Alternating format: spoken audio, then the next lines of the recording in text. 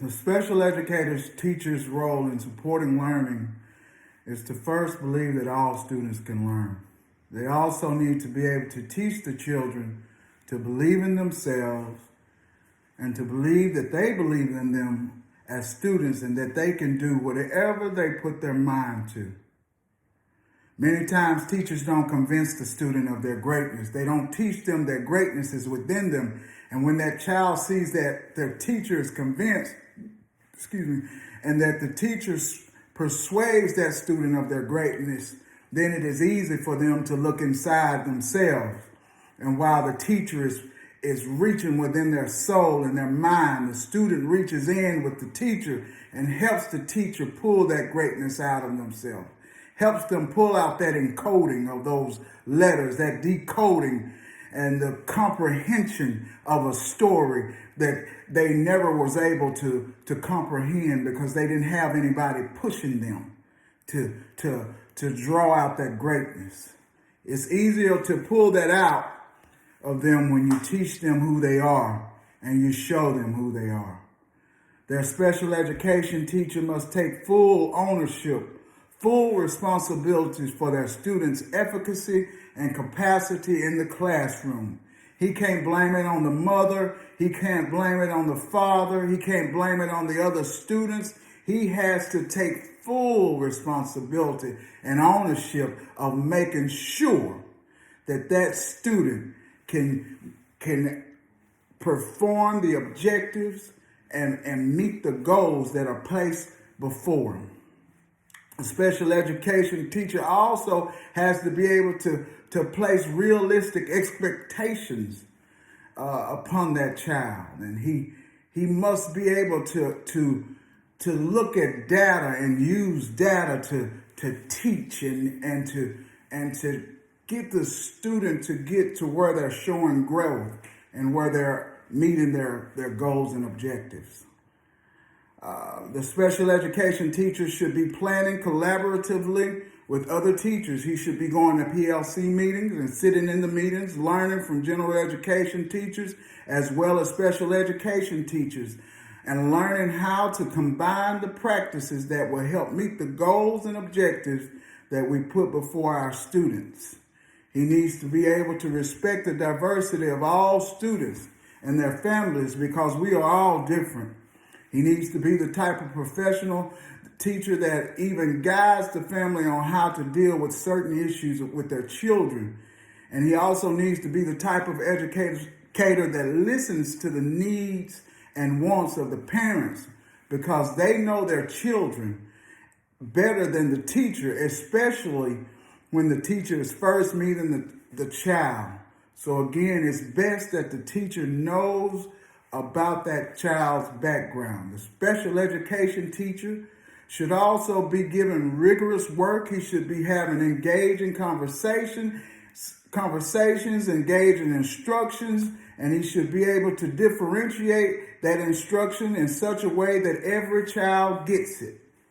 He may have to use flexible grouping. He may have to use all different kinds of strategies, but it is on him and it is his responsibility to make sure that that student understands and the student shows progress and masters his objective. He needs to be able to collaborate because collaboration can help the teacher become a better teacher. And as the scripture says, as iron sharpens iron, so does man sharpen man. And when you're in a room full of teachers that are engaged and teachers that love their career and you're listening and you're gathering their ideas from them and you're just listening to their hearts speak, to the way that they talk about their love for their career, it's so inspiring. And it helps you to see the need for you to be either the same way or to grow to be even better. One disposition that will make me a successful teacher is that I'm dedicated. I'm dedicated to my students. I'm dedicated to my craft. I'm dedicated to being there on time. I'm dedicated to making sure I plan. I'm dedicated to making sure my students really get it. I'm also committed. I'm committed to stay in the race and make sure they have that love that they need to help them be successful. I'm here to make sure they have that support and the coaching they need to help them get to the next level. I also think that one reason that I'm successful is because I really do believe in my students. And I teach them to believe in themselves. And I teach them not to believe in labels that were placed upon them. I teach my children from day one that you have to give yourself your own label. And if you can't give yourself your own label right now, Mr. Agnew is going to give you a positive label to start off with. And whenever you're able to walk on your own, and whenever you're able to spread your wings and do it for yourself, then you can give yourself your own label. I don't listen to negative labels of others saying that this child can't speak or this child can't communicate or this child can't do it. No, I believe, and I'm going to persuade my children to believe in themselves. I'm already a first-year teacher, so one of the dispositions that I'm a 10-year.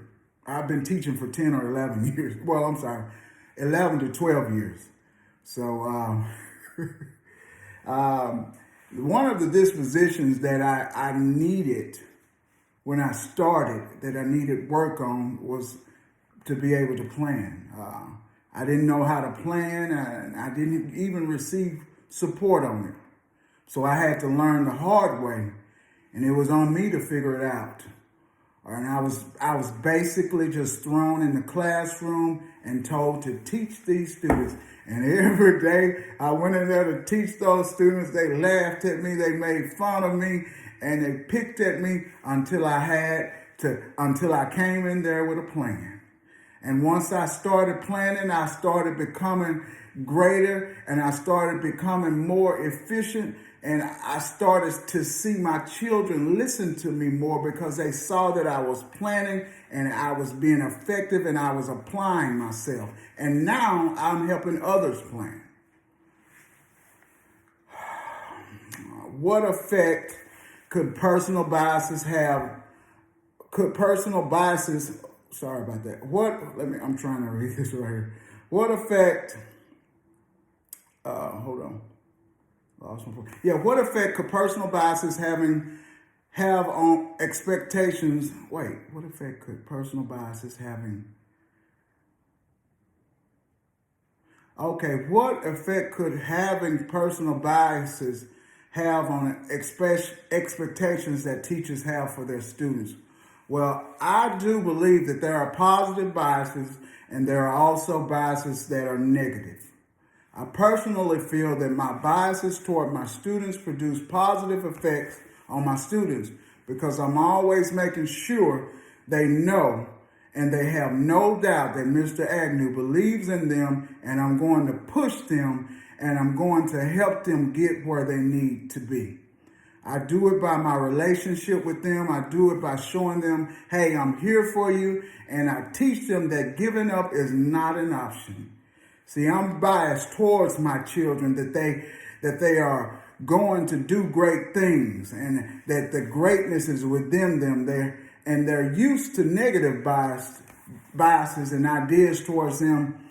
But when they come to me, I give them a fresh idea.